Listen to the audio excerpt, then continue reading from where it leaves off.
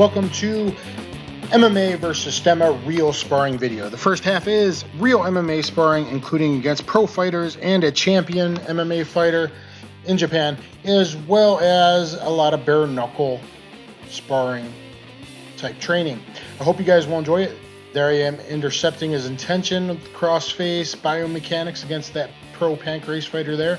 Another punch, crossface, defending takedown defense there. Isn't that interesting? Guys, I've been doing martial arts like 34 years, and well, I've been exposed to Systema for about 20 of those last years. Oh, look at that inside knife defense to the throat chop. Wasn't that at the end Subway fight in John Wick 2?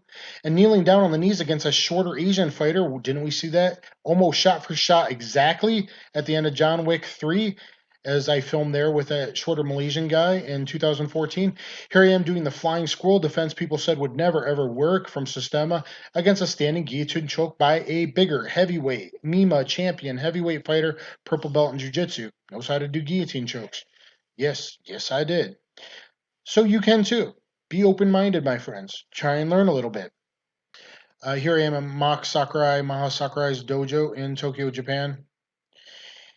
And just watch the video and stay tuned, guys. And I think you'll like the bare knuckle stuff as well. So, guys, I got exposed to Systema in 98 or 99 in a back alley after JKD training from George Pogasic. George Pogasic. Look him up on YouTube and subscribe to his channels. He is amazing.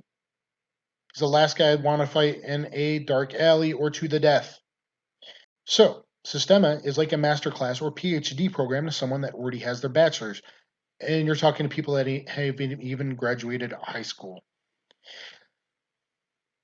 Not everyone in Systema can fight. A lot of the videos look silly, even from the great guys, and certainly a lot of the videos from a lot of people look bad from the bad guys. They're not very good. And if you haven't trained in it, if you haven't experienced it, if you can't learn from videos, visual learner like I am, you probably can't tell the difference. I know it's difficult. I have never said otherwise. But be open-minded, take what is useful, and hopefully you can learn some things from this video. Here I am going against the former pancrase champion Suzuki. Look at me hitting from the outside of the peripheral vision. Look at me hitting on the inside, multiple hits with one arm, things of that nature. Why are you going to listen to them? Why are you going to listen to anonymous people? Did they fight pro? No. Did they train with the top pros around the world for 20 plus years like I did? The top pro fighters, the best instructors? No. Did they actually spar for off and on for over 20 years? No. Have they been in multiple opponent fights multiple times? No. Have they defended themselves against weapons before? No. So their opinions shouldn't matter. People badmouth because a lot of it's showing slow, whatever, but people cannot even replicate the instinctiveness with the precision and the biomechanics that the top people have. Like, not even. All the bad mouthers, okay, duplicate that. See if you could duplicate that. He didn't do it choreographed. We'll let you do it choreographed. Let's see if you can duplicate the precision choreographed. They couldn't do it. Just think about the precision. Okay? Now think about that they can hit loose, hit deep, hit hard, hit non-telegraphic. Haven't we seen cookie-cutter MMA fighters only focus on physical attributes? Strength, steroids, speed, endurance, EPO. That's not going to be lasting you when you're 40, 50, 60, 70, 80 years old. That's not going to last you when you have horrible diseases like I do. But even though I wasn't the most athletic guy, even though I was very short compared to a lot of the guys I really sparred heavy MMA sparring with over the years. How do I do that? Distance control and sensing intention, stealing intention, higher level concepts that not all of you are going to get, but I hope this video helps explain some of it to you. Here I am at Korean Zombies gym in Seoul, Korea, and I'm playing with some Keijudo. Very interesting. Didn't we see a bit more cage dope from Anderson Silva after this fight? After this video came out? The video where I'm in Korea doing this here? Looseness. Non-telegraphic. Unusual angles. Was people that excel. You're going to see loose movement, and you're going to see less telegraphing from the old days of all this strong power hooks with the telegraphing shoulders and all of that.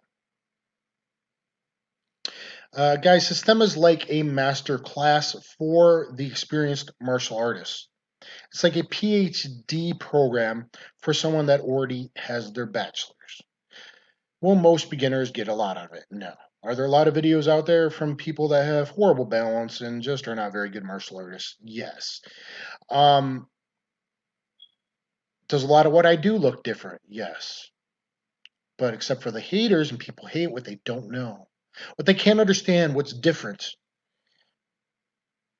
How it can teaches you line formation to pick up things from strange angles, throw from strange angles, throw from outside the peripheral vision, intercept up the straight to center. I got a little too much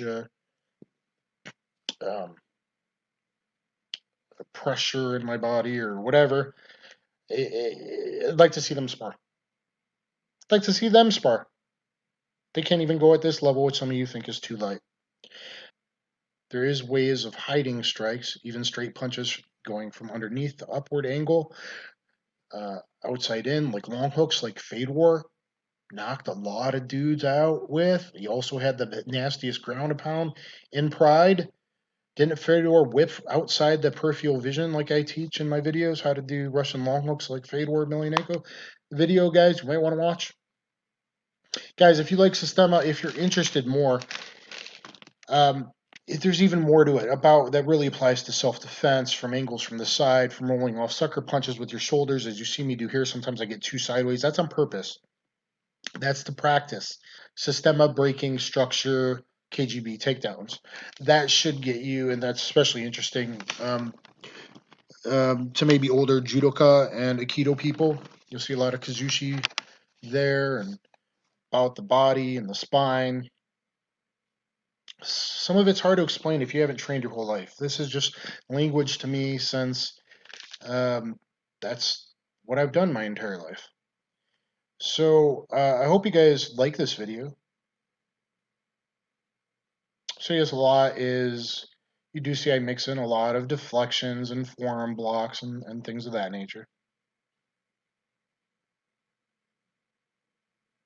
Some of it kind of looks like what the Diaz brothers even train, a little slap boxing bare knuckle, doesn't it? Some of it looks like some stuff Yo Romero has messed people up. Some of it looks like stuff Anderson Silva has done at times, doesn't it? Martial arts is martial arts.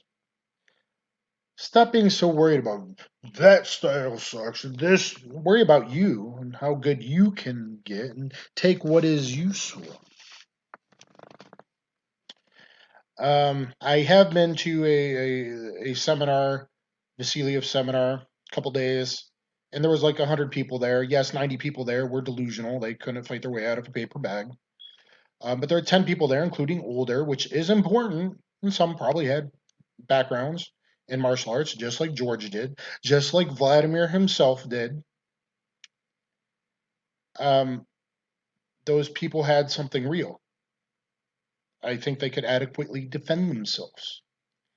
There are being instinctual and loose when you're surprised is a very good thing. I was working at a gun store and suddenly I was talking to one customer and suddenly I just noticed to my right a gun was pointed right at me. All of a sudden someone had just walked up and pulled out a gun and pointed right at me. It wasn't a Krav Maga thing. I instinctively snatched it, got off the center, and just ripped it. Just an instinctual quick snatch. Like you see a lot of the stuff I do in these videos. I just snatched it right out of their hands. This is for when you're jumped in transitional spaces, the way real attacks happen, guys. From the sides, behind a car, hiding behind a bush, the corner of a wall, just standing on the corner, and then they jump you. There's a video back in the day, people think I'm acting, where he slaps me in the stomach from a few inches away, or smacks my arm, chops my arm from a few inches away. I am in horrible, agonizing pain down on my knees. That's legit. No, I don't think I'm the best. Never said I was the best MMA fighter, best fighter, anything like that. But I alright in all ranges of combat in all kinds of different ways. And, always try to explain people, look outside the box, pick up what's useful, and I'm trying to show you some things. And yes, this is a beginner here, but I just did a one-armed arm fold takedown into an armbar. The training like this, even soft, boy, that can be helpful when you've bounced like I have, when you've fought multiple opponents like I have, faced against weapons like I have, for real. So, I hope this will just enlighten your eyes a little bit.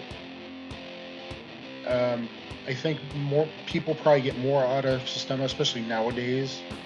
Maybe in the 90s it was a little different, but especially nowadays, if you had a large background, physical background before you were 40, where you were doing combat sambo, where you were doing judo, where you were doing all the hard styles, I think you'll get more out of it. Even Vasiliev was a very experienced karate guy. Unless you're a guy like Ryabko, who was trained since early childhood by one of Stalin's bodyguards.